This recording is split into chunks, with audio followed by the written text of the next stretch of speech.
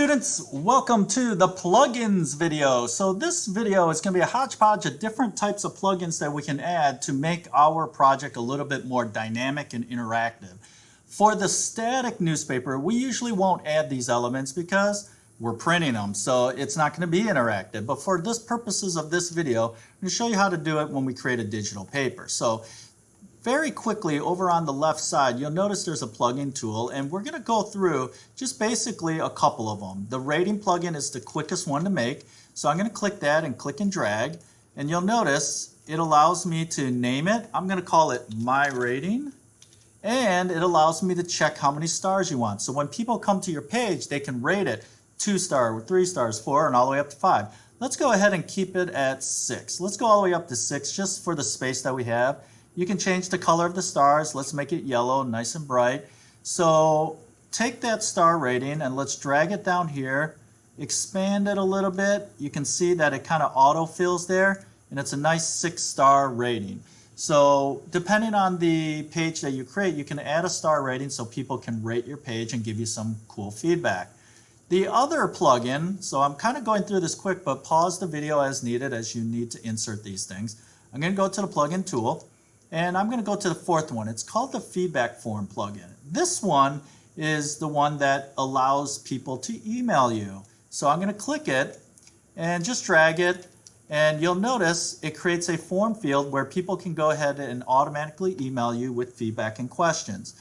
I'm going to call it My Feedback. So over on the side, the option that pops up for the element properties, My Feedback. Let's change the button color to something a little bit less crazy than pink. How about green? So green looks pretty good. And I'm going to drag this down here. Let's expand it to fill this space just for symmetry standpoint. It looks pretty proper right there. You can expand it a little bit higher if you want to fill in that extra space on the right. But let's make it kind of in line with the penguins. That looks pretty good. Okay?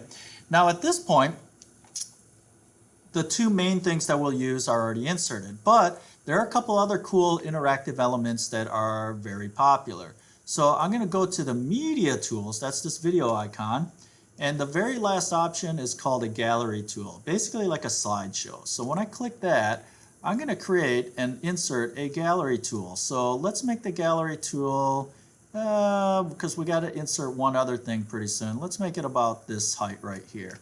Okay?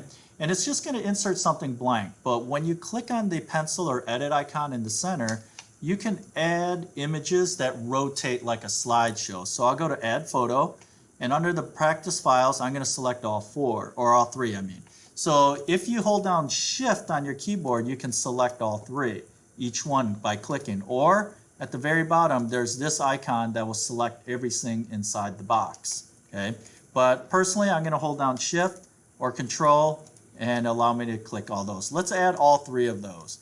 I'm going to click Add, and you can see in each one you can title it appropriately, which you would do in your normal paper. This is just a demo. Hit OK, and look at that. It's going to start doing a slideshow.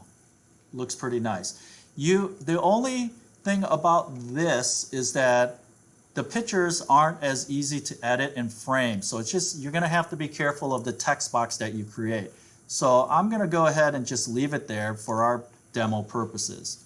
All right, so the last thing we're going to add is I'm going to actually add a video. So go to Media Tools, and I'm going to go to the first option called Video Tool. And in the practice files, I created a Fallen Leaves video.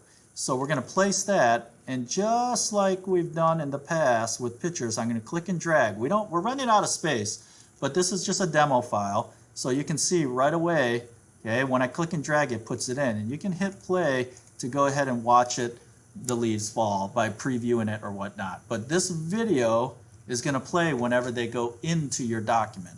So at this point, okay, adding those plugins completes your demo page. You now have access to all of the different tools that you would possibly need to create a dynamic page. So if you need to pause or review any of these videos, do so.